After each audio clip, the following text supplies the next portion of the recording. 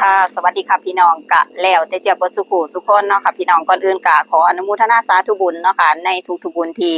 ได้เฮ็ดมาเมื่อเช้าเนาะค่ะพี่น้องขอให้ไปนุนดวงเปิดโชคเปิดลาภให้พี่น้อง FC พี่น้องเบิดสุขุสุขคนค่ะที่รวมมาปัจจัยมาเนาะค่ะในการทำบุญก็ขอให้วันที่16มิถุนายนที่จะถึงนี้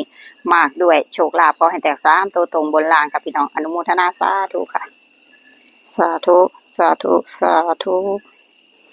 มื้อนี้ก็พาพี่พาน้องเนาะค่ะมาทำบุญจังหวัดนครนายกเนาะค่ะพี่น้องตอนนี้ก็อยู่วัดถ้ำสาลิกาเนาะค่ะพี่น้องเสร็จจากทำบุญวัดถ้ำสาลิกาแล้วเนาะค่ะเดี๋ยวเจี๊ยบจะไปสักการะขอพรเนาะค่ะท่านพ่อขุนดานไหว้ท่านพ่อขุนดานแล้วก็จะไปทำบุญโลงศพเนาะค่ะพี่น้องอนุโมทนาสาธุอีกครั้งค่ะในทุกๆบุญใดที่เฮ็ดมาดีแล้วก็ขอให้ไปซอยพี่น้องเนาะค่ะอันใดที่มันติดขัดอยู่ก็ขอให้ราบรื่นเด้อพี่น้องค่ะพี่น้องเดี๋ยวเจี๊ยบจะพาพี่พาน้องเนาะค่ะขึ้นไป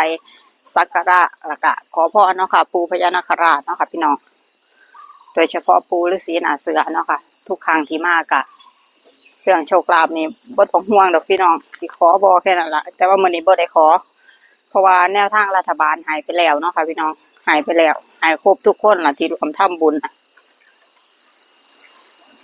ดีค่ะหายไปใส่มาอ้าวชื่อใดอยู่ติบนทอดเกลือนี่ถามทุกคนป้าอยู่เมื่อนั้นว่าเห็นลูกสาวเขามาดูไปสาแก้วไปหลายหม่องอยู่กลับบ้านน้ำ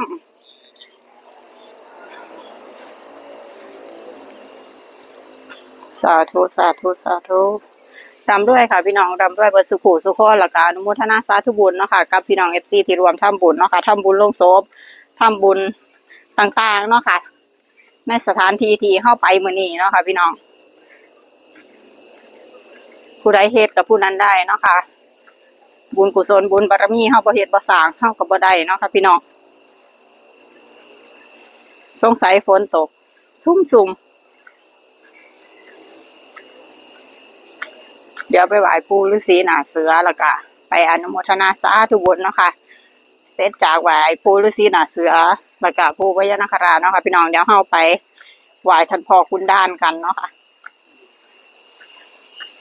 หลวงพ่ออยู่บ่ได้ขึ้นไปกราบหลวงพ่อก็ตอนนั้นสร้างมันขึ้นมาเทิงเนาะ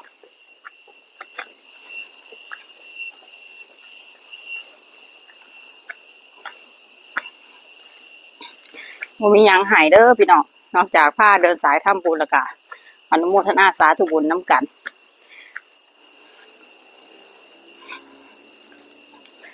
แนวทางโชคลาภก็ให้ไปแล้วเนาะค่ะพี่น้องก็ขอให้โชคดีร่ำรวยเบิดสุขสุขคนเนาะค่ะพี่น้องขอให้แตก3ตัวตรงแล้วก็ขอให้มาทั้งบนและล่างเนาะค่ะพี่น้อง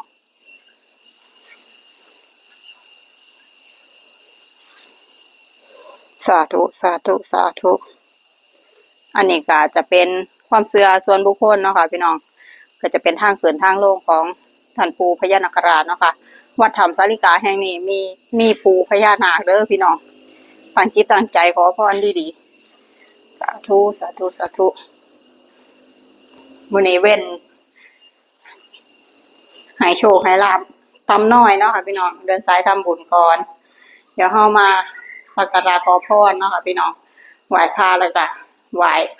ท่านปู่ฤาษีหน้าเสือมื้อนี้บ่ได้จุดธูปขอผู้ใดเอาเสียนอิหยังมาเสียนคู่มาต้องใส่เอามาถวายเพิ่นเนาะ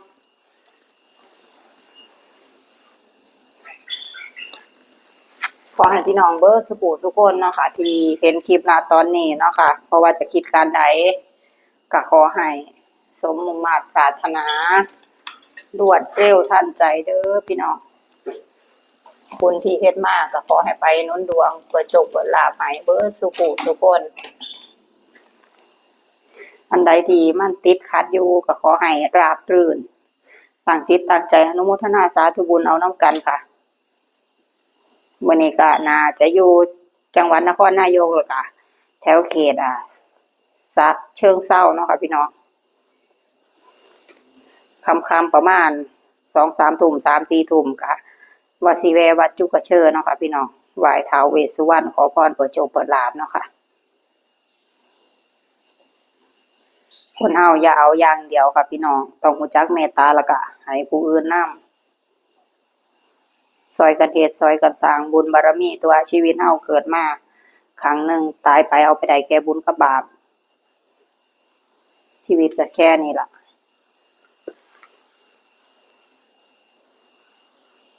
มหาปู่พญานาคราชท่านปู่เจ้าค่ะให้มีโชคมีลาภเด้อปู่อันใดบ่พอได้ก็ให้ได้อันใดบ่พอมีก็ให้มีโชคลาภก็ได้ตลอดอยู่ดอกปู่ไปไสก็มีแต่คนเมตตาไปไสก็เทวดาเมตตาเนาะวันนี้บุญหลายสายยาวได้มาฮอดมาหาปู่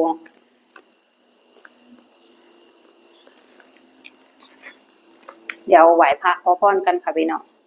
นะโมตัสสะภะคะวะโตอะระหะโตสัมมาสัมพุทธัสสะนะโมตัสสะภะคะวะโตอะระหะโตสัมมาสัมพุทธัสสะนะโมตัสสะภะคะวะโตอะระหะโตสัมมาสัมพุทธัสสะสาธุบุญกุศลใดที่ลูกหลานได้เฮ็ดได้สร้างมาลูกหลานขออุทิศส่วนบุญส่วนกุศลขออนุโมทนาสาธุบุญให้เจ้าปู่เจ้าย่านาคานาคีปู่พญานาคราชที่อยู่สถานที่แห่งนี้ปู่ฤาษีนาเสือองค์เทพเทวาแม่นางใหม่แม่นางตะเคียนมื้อนี้ลูกหลานมาขอเพิ่งบารมีบ่ว่าลูกจะเดินทางไปหม้องใดก็ขอให้ลูกแคล้วคลาดปลอดภัยขอให้ได้เฮ็ดได้สร้างดังที่ตั้งใจไว้ด้วยเถิดสาธุสาธุสาธุอนุโมทนาสาธุให้ทุกๆดวงจิตเด้ออยู่นี่ทุกสิ่งทุกอย่างมันอยู่ที่เจตนาเดี๋ยวไหว้พระแล้วไปไหว้ปู่ฤาษีแล้วก็จะเดินทางต่อเนาะค่ะไปไหว้ท่านพ่อคุณดานเนาะค่ะพี่น้องบ่ได้มากราบปู่ดล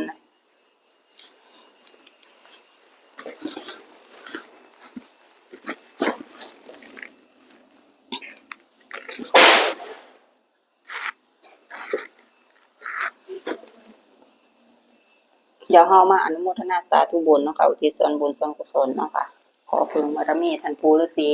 อันนี้มันหัวเนาะปกติแล้วบ่หัวมันคือหัวว่าปีนี้เปียกลงเบิดเนาะ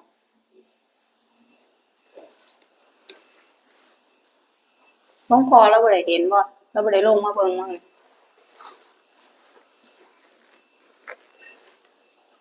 มื้อนี้บ่ได้จุดแนวทางเนาะค่ะพี่น้องเพราะว่าแนวทางหายไปแล้วเนาะค่ะก็มั่นใจอยู่เนาะค่ะว่าน่าจะมาเพราะว่าตั้งแต่ปีใหม่มายังบ่ทันรู้จักงวดเนาะค่ะพี่น้องปีที่แล้วรู้แค่2งวดรัฐบาลไทยเดินสายทำบุญค่ะสะสมแต้มบุญน้อมจิตน้อมใจน้อมอนุโมทนาสาธุในทุกๆบุญให้พี่น้อง FC พี่น้องเบิดสุขสุขคนค่ะ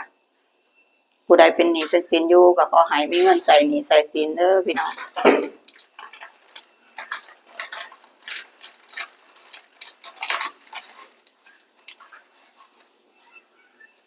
เป็นกำลังใจให้เบิดสุขทุกคนค่ะที่กำลังเฮ็ดการเฮ็ดงานเนาะค่ะพี่น้องลำพังทำงานบางเทื่อมันก็บ่พอกินเนาะค่ะก็ต้องอาศัยบุญบารมีก็ต้องอาศัยในเรื่องโชคลาภเนาะค่ะพี่น้องถ้าอยากมีโชคมีลาภเนาะค่ะพี่น้องก็ทำบุญสร้างบารมีให้ตัวเองไว้หลายๆค่ะพี่น้องเพื่อที่จะเปิดดวงเปิดโชคเปิดลาภให้เฮาเนาะค่ะพี่น้อง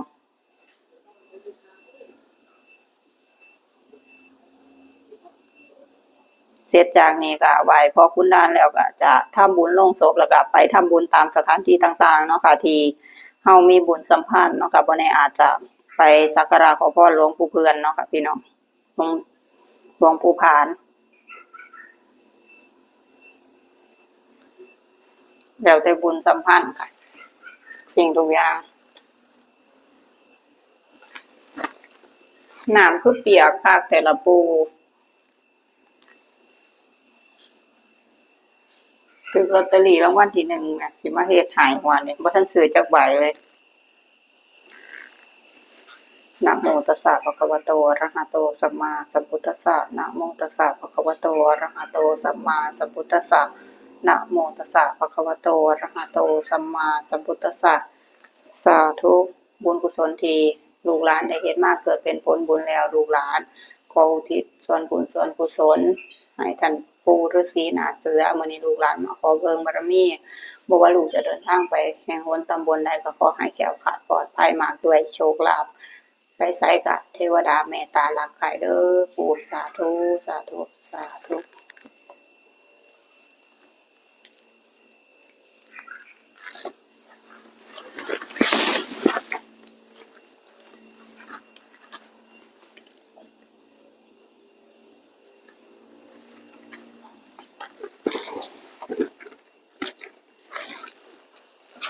ขอให้มื้ออื่นวันที่16ลูกแตก3ตัวตรงรัฐบาลลูกจะจุดแนวทางตอนเช้าเด้อปู่ประสิทธิ์ประสาทพรอันใดบ่พอใดก็ให้ได้อันใดบ่พอมีก็ให้มีผู้ใดเป็นหนี้เป็นสินอยู่ที่ร่วมทำบุญมาก็ขอให้เพิ่นมีเงินใช้หนี้ใช้สินเด้อปู่มื้ออื่นสาธุ